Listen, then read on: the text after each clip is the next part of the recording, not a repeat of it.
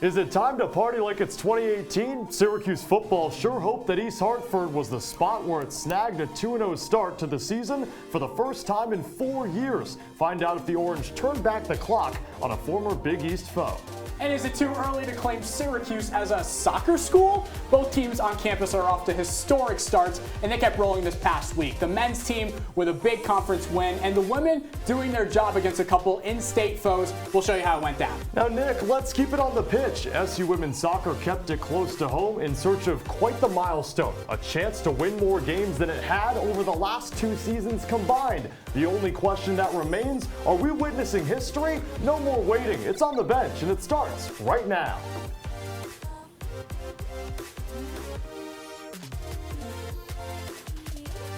Welcome into our Citrus TV studio for what's been quite the busy September of SU sports so far. He's Nick Zelaya, I'm Cameron Ezeir. I don't want to speak for the masses here, but sleeping is kind of tough with so many sports to monitor. Nick, tell me I'm not crazy. You're the first one I can talk to about this, Cam. You get an average of 45 minutes of sleep every single night. I see it every single night in the house. So come on. Okay, well, you got to catch up on it. If I get sleep or not, the good thing is here on the bench, we got our headlines of the week.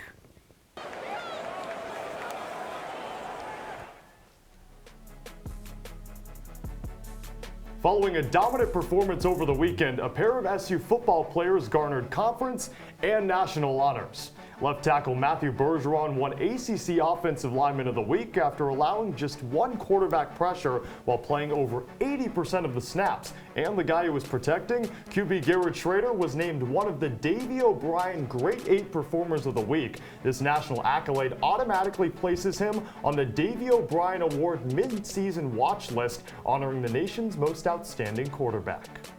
4 Syracuse men's lacrosse players heard their name called in the National Lacrosse League draft on Saturday afternoon. All 4 guys were picked in the first 3 rounds, including Alex Simmons, a new face to upstate New York after spending 4 years at the University of Denver, and Tucker Dordevic, who doesn't need an introduction, but he went in the 3rd round to the Toronto Rock. And earlier today, the ACC dropped its conference basketball schedule. And for Syracuse, its first look at an ACC opponent is on December 3rd when the Cuse travel to Notre Dame, all the way up to March 4th when SU hosts Wake Forest. But here's something interesting, Nick, to add. It's just the 2nd time in the Orange's decade reign in the ACC where they are not on the road against Duke or North Carolina, which could bode well for Syracuse to have that dome crowd behind them. It would be electric if Syracuse could pull off some big victories, and at first glance is really not an intimidating schedule, Cam. You know, the first three of the first 4 games are against teams that Syracuse had a better record than last year, and you have one of the best recruiting classes in recent history coming in as freshmen now. You have plenty of returners as well. After a losing season last year, it's looking pretty good compared to that ACC schedule. And a couple bouts against Virginia. I know that Virginia game in the Dome, the crowd is going to be loud. And it's a Dome crowd that's still elated after SU football took care of Louisville last week in the Loud House. But before the Dome gets back to rocking for a 4-game homestand, the Orange headed to East Hartford to tackle the Huskies of UConn, a place Syracuse hasn't been in 6 years and a team the Cuse hasn't lost to in 11 years. So to stick to that same theme, SU seeked its first 2-0 start in 4 journeys around the sun. It's Syracuse and UConn, 1-0 against 1-1 at Henschler Field. Wait a second, who put that orange there? I've never seen a Husky so calm next to an orange. SU against UConn, 5 minutes into the first quarter, Garrett Schrader in the red zone. A toss over the middle of the field, Courtney Jackson is there. The redshirt sophomore, that's one of his 3 catches on the day. SU down at the 1. Who would punch it in? Well, it had to be Garrett Schrader as he leaps over the line 5 minutes into the first quarter to give SU a 7-0 lead after an Andre Schmidt field goal, make it 10-0. Well, the roof, it was blown off early. A long toss to Damian Alford, a 47-yard reception. He's raising the roof, the highest scoring first quarter for Syracuse since last September. It's 17-0. Now we're in the second quarter. How about this? Devontae Houston, a 28-yard rush touchdown. That's his first touchdown of his career as a sophomore, but then Syracuse up 20-7, make it 27-7. Garrett Schrader, the pass to Courtney Jackson, he pilots Syracuse into a 27-7 lead at the half. And in the second half, well, finally the defense showcased. Watch out, Marlo Wax sacks the quarterback, picks it up, takes to the house. It would get called back 3 minutes into the third quarter, but it would set up Syracuse in great field position. Garrett Schrader, the handoff to Sean Tucker, who bullied his way in, but it's Syracuse that rode the coattails of Garrett Schrader, a career-high 287 pass yards, and this was one of his 5 total touchdowns, a long pass deep downfield to make it 41-7. It would end up being 48-14. Sean Tucker had an 100-yard rush day as well, and our very own John Dales has more. If you listen close at the end of a college football game, some of the sights and sounds you might hear might include some leaf blowers firing up, cleaning off the field after the game. But if you take a little walk over to the other side of the field and you get to where it's a little bit quieter, tonight at Rentschler Field, if you hold your ear to the ground real close, you can hear the sound of a husky crying out in pain after a 48-14 beatdown at the hands of Syracuse. And after the game, Syracuse head coach Dino Babers said, on a crazy college football Saturday full of upset losses, he's just glad his team performed. I just didn't want to get caught, and I didn't want to get trapped. And the kids listened. You know, they just didn't hear me talking. They listened, and they went out and played a clean game. So I feel like we're more experienced, definitely. That's obvious. More experience, and just we wanted more. We're trying to really do something this year and trying to prove a point to everybody in the nation. Just and we really can be a top defense in the nation. So we're going to keep on growing and keep getting better and better. There were a lot of standout performances tonight for the Orange, but one that really sticks out is the play of Garrett Schrader. The SU quarterback finished with 5 total touchdowns, 3 through the air and 2 on the ground, and he also had a new career high in terms of passing yards with 287. He and the Orange take their undefeated record back to the friendly confines of the JMA Wireless Dome next Saturday as they await the Purdue Boilermakers. Until then, reporting from Rentschler Field in East Hartford, Connecticut, I'm John Dales, Citrus TV. John, great work as always. Nick, Purdue in the Dome for the first time ever. And Syracuse, well, they have 2 solidified stars in the backfield. It's crazy to say that Sean Tucker has been off to a slow start this season. In reality, it's been the Garrett Schrader show, and he's having a career season open 2022. Orange fans have to be through the roof from what they've seen of QB1. 8 touchdowns in the first 2 games without a single turnover. And Schrader has even thrown for more passing yards than guys like Will Levis of Kentucky Cam and Bryce Young of Alabama. That's the Heisman winner from last year. And if there's one more thing I want to get out there, we're going to get into the analytics a little bit. According to Pro Football Focus, the junior has an offensive rating of 94. Good enough to be the top-rated Power 5 quarterback, not just in the ACC, but the entire nation. Nick, I have a good feeling we're going to be talking about Schrader a little later. It's clear Schrader's the real deal, and the same can be said for the product on SU's pitch. Riddle me this, are these the best men's and women's soccer teams in Syracuse history? Well, after this past week, you be the judge of that. On the Bench is back in a bit.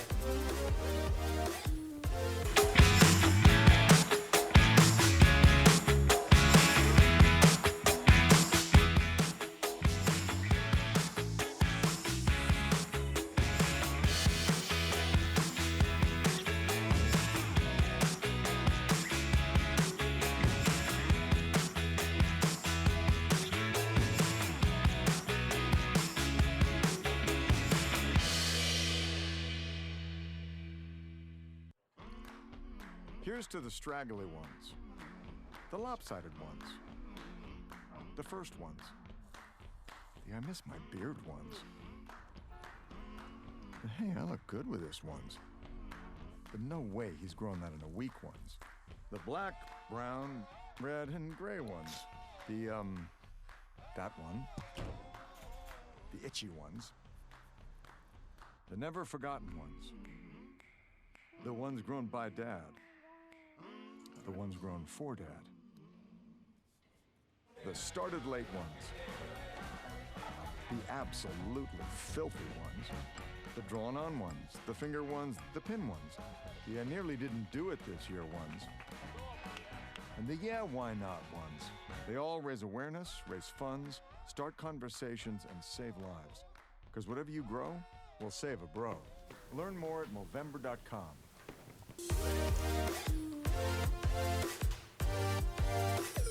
Back in business in our CitrusTV studio. Welcome back on the bench with Nick Zelaya. I'm Cameron Ezeir. Nick, little trivia for you. When was the last time that Syracuse men's soccer beat two ranked opponents in a given regular season? 1905. What? Okay. I'm going to be honest with you, Nick. I don't even know if the program has been around since 1905. It's an educated guess. 2013. 2013 was the right answer. And why I bring that up is that the Cuse had the chance to achieve that once again after a win over number 21 Penn State 2 weeks ago. The Orange turned their attention to ACC play in 22nd ranked Notre Dame. Here's the good news for SU. The team is 24th in the country and off to their best start in 5 years. The bad, Notre Dame has won 15 of 20 matchups against Syracuse.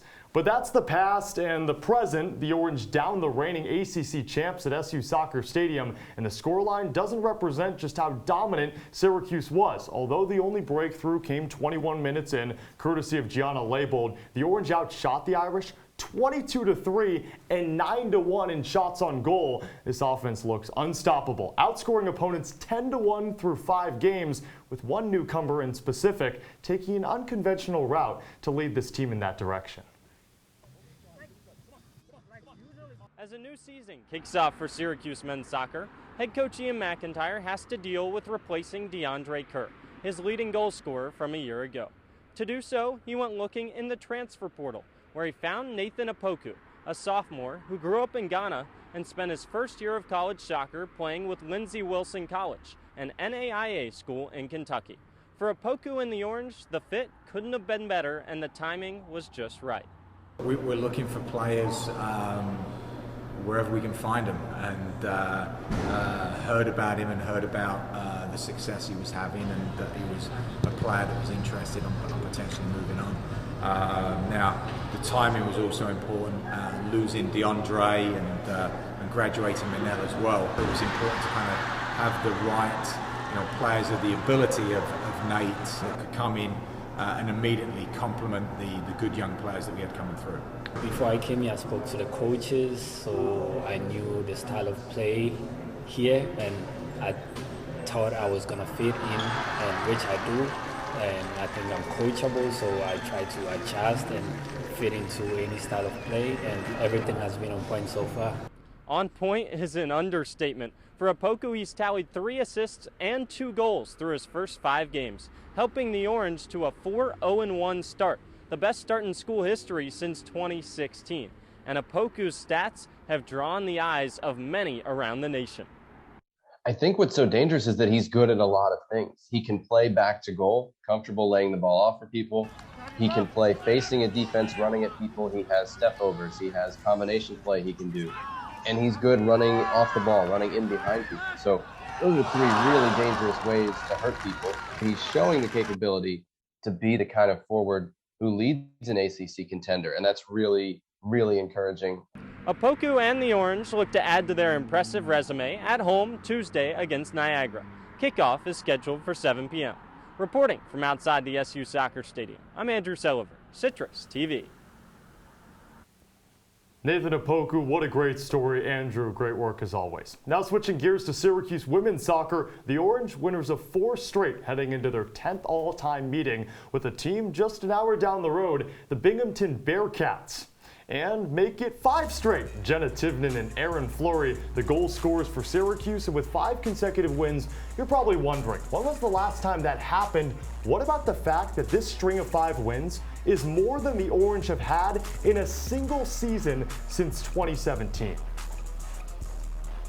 From Bearcats to regular Bears, the Orange returned back to Cuse for a 4-game homestand, starting with Cornell before ACC play gets underway on Friday. Heading to SU Soccer Stadium, 5 straight wins for the Orange, entering this match with the Big Red. But Cornell, hey, they got attacking early on, trying to convert. Aiden Julia Raymond testing Shea Vanderbosch, but no luck. Cornell had a whopping 2 shots on goal the entire match. Breakaway chance for Syracuse, but hold on a second. Kendall Patton, a little physical, trips up Aaron Fleury in the box. You know what that means? Penalty kick, and Fleury, so calm, so collected. Knocks in the shot, her 3rd goal of the season. puts the Orange up 1-0. Cornell searching for a late first half goal. Nia Gonzalez, not the time for the crossbar challenge. The Big Red remains scoreless, and right before the half, check out this cross from Chelsea Dahman. Perfect setup for Gianna Savella. She heads it in, even with some airtime. 2-0 Orange at the break. Second half now, Cornell with some pressure. Regan Paulus takes it away and sends it just a bit high. But the story of the night were the fouls. 19 total fouls combined between the two teams. 11 of those coming from Cornell. Maybe some frustration fouls. Didn't add any goals to the score though. 73rd minute, Chelsea Dahman gets a look from the box, and she nails it. The Orange shut out Cornell, winning 3-0. Colin Davies was there to recap a thrilling game. Here at SU Soccer Stadium, it was a wet one today, raining throughout the entirety of the game, and it made it sloppy. But one thing wasn't sloppy: Syracuse's performance, as they shut out Cornell 3-0. And no player was better for Syracuse today than Chelsea Dahman, as she had a goal and an assist. And Coach Adams talks about how she was the difference maker today. Oh, she is so dangerous, right? And she's so versatile. She can play with her back to goal, or you can play her in behind. And she's so crafty and technically, she's just a weapon. We were obviously disappointed we didn't have her last year, so the fact that we get her an extra year is the icing on the cake for sure. And Dumon's goal and assist was part of the bigger picture, which is the best program start for Syracuse since their first year in 1996. Now they're 7-1, and Coach Adams says that's huge going into conference play. You know, we always talked about this year being, since it's our most healthiest year and the most players we had on our roster, if we could get our players confident in non-conference, that was the whole goal. Keep them healthy and get them confident. And I feel like we have achieved both of those goals going into conference. And now Syracuse, on their 6-game winning streak, is going to need as much momentum as possible, because they got a big challenge ahead of them with the number 2 team in the country, the Duke Blue Devils, up on Friday night. Reporting for Citrus TV Sports, I'm Colin Davies. I have a feeling Colin will be talking plenty more about wins moving forward. Coming up on the bench, from low rollers to high flyers, could field hockey and volleyball keep SU Sports in the win column? More OTV when we come back. They told me a bottle couldn't dream, that I would never become a superhero.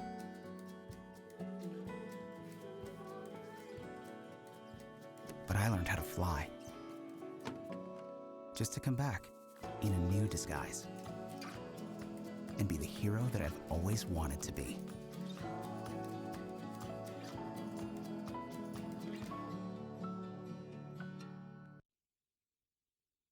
I see you mobbing over her. Let's go. Let's mob.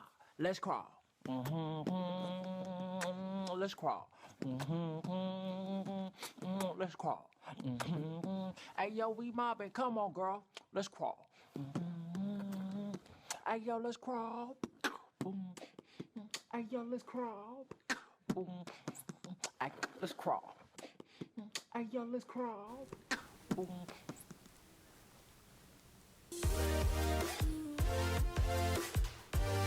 Sensing a trend here on OTV, and it's a really good one. He's Nick Zelaya. I'm Cameron Ezeir. Nick, every time we've highlighted a team today, they've grabbed a win. So I've been trying to find the good luck charm, and I think I know what it is. What is it? It has to be the tie. Really? It's looking You sharp. think so? That's the good luck charm. For me personally, it was the pocket square. Okay, but it's the matching of the two. You see, we would keep winning if you had a pocket square.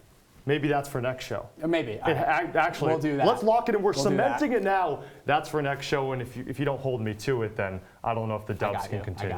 Now, we'd be remiss to leave out Syracuse field hockey, the highest ranked team on campus, springboarding to 7th in the country following a big time win over Columbia. But next lied their sternest test. number 17 Princeton. And although the Tigers got off to an 0-2 start, this is no top 20 team to scoff over. And this is why. The Cuse entered this game outscoring opponents 22-2, but a pair of first quarter goals dipped SU in a hole they just couldn't climb out of. Karina Comans did score her team best 7th goal for SU, but that was it. SU falls to 4-1 and 0-1 against ranked opponents. Well, that's what I was talking about, Cam. There's the loss right there for No Pocket Square. The Orange wasted no time, though, getting back on track Sunday at, listen to this, Cam, So Sweet a Cat Field, home of the Monmouth Hawks. Oh, yeah. Syracuse shut out Monmouth with all 3 goals coming from Charlotte DeVries, and all 3 goals coming in the first 19 minutes of the game. But also important to mention how good the Syracuse defense was. Monmouth didn't have a single shot on goal. Some outstanding stuff from a team that's been ridiculous to open the season.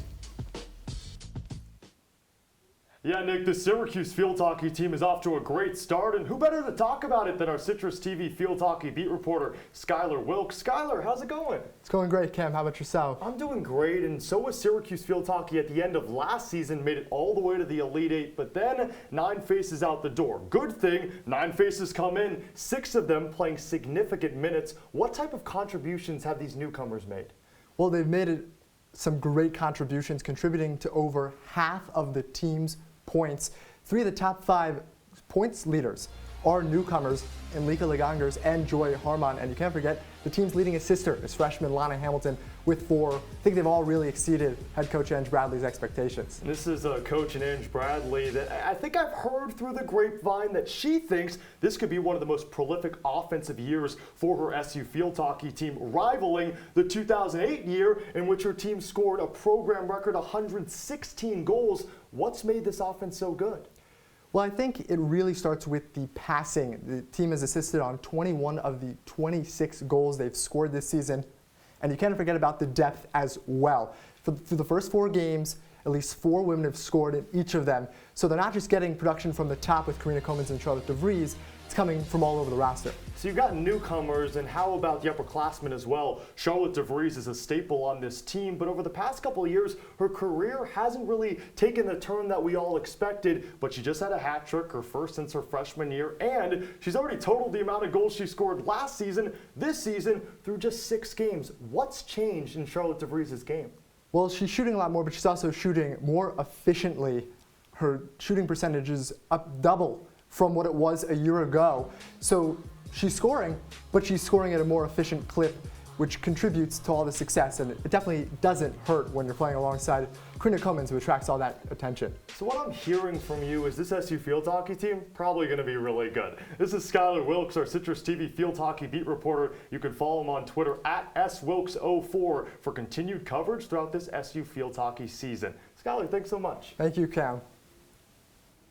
Thanks so much for joining us, Skylar. Field hockey, they've been winning. Soccer is winning. Football is winning. Sorry for this, volleyball fans. Syracuse is not winning. Upstate New York hosted the Syracuse tournament this past weekend, and the Orange just didn't get the results that they wanted. Syracuse opened up the tournament on Thursday against Army and fell apart late to the Black Knights. Despite winning in the kills, blocks, aces, and digs category, the Orange were able to bounce back against Hofstra Friday morning, never allowing the Pride to score more than 21 points in a set. But the nightcap against Yale was all Bulldogs. Winning in straight sets, the Orange dropped to 4-5 and will return to action Friday in the Dog Pound Challenge in Connecticut against Bryant. Oh, the Dog Pound Challenge. I like it. Woof. Oh, yeah. Spiking, hitting, scoring galore on the Hill this past week. But accolades? Well, you only give them to the best of the best. You know that. Top plays and performers of the week on the way when we come back. Welcome to my house. Lately, not my happy place. Everybody's pretty tired of each other. The parents were not themselves. My little brothers were morphing into small creatures. The walls were closing in. Clearly, a case of too much family, too close, 24/7. And there's a lot of that going around right now. If this sounds like your house, try going someplace new. YourLifeYourVoice.org. You'll find lots of ideas to help you handle the family stresses of being confined to close quarters. YourLifeYourVoice.org. It might not get you out of the house, but it could help you find a little more breathing room.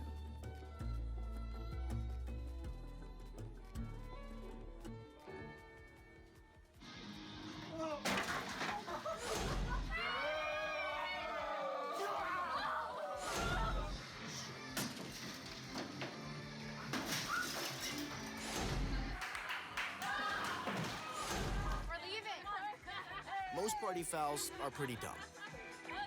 But if you decide to drink and drive underage, you could lose your license and your freedom. Underage drinking and driving. The ultimate party foul.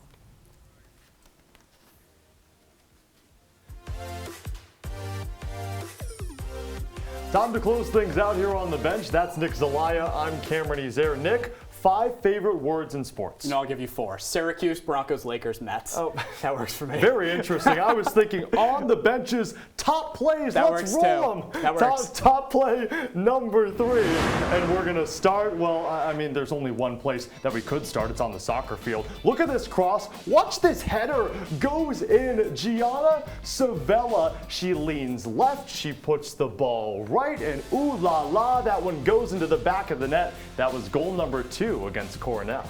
Number 2, Syracuse and UConn football up in East Hartford. You know, UConn's not much of a challenge, but really they exploited them here. Garrett Schrader, just throw it up. Damian Alford, he's there somewhere. Alford snags a 48-yard touchdown and up, raise the roof. And they were raising the roof all right in UConn, a 48-14 blowout over the Huskies. You know, that was Damian Alford's first catch of the season. Now for our number 1 top play, let's head back to the pitch. Chelsea Dumond, a little dipsy-do to her right, curls it in. Hey, I'm David Beckham, reincarnated. What a shot. Turns back to her right, crosses up her defender as Syracuse wins that one. 3-0 over the Cornell. Look at that reaction. Look at that reaction, Cam. Outstanding. I love it. No doubt Orange athletes make some stellar plays on the field, but sometimes, Cam, it's all about the fundamentals and padding the stats, of course. It's our performers of the week. Cam, who's starting us off?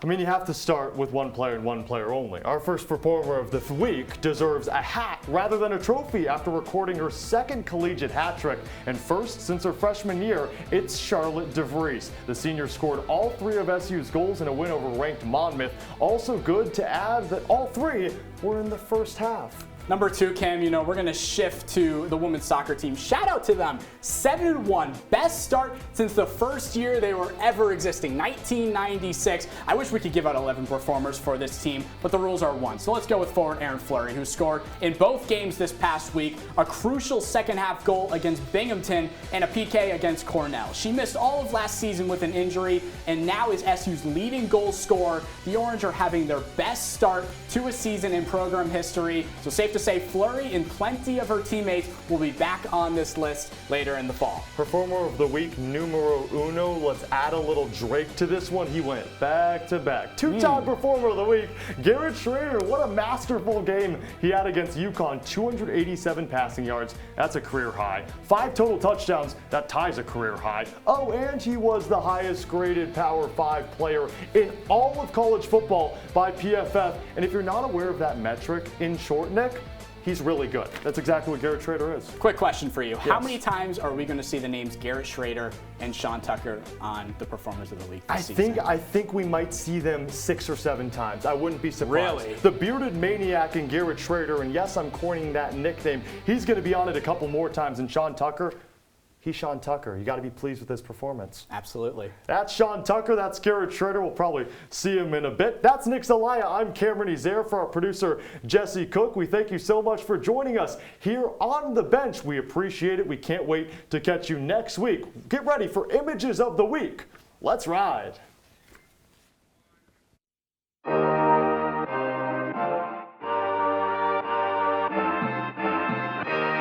Shotgun snap, Schrader, 5-step drop, going downfield, looking for Damian Alford. It's caught at the 10, and he walks into the end zone. Fires downfield, it is caught inside the 5. Touchdown, Syracuse. And the Orange dominate the Huskies from first snap to last.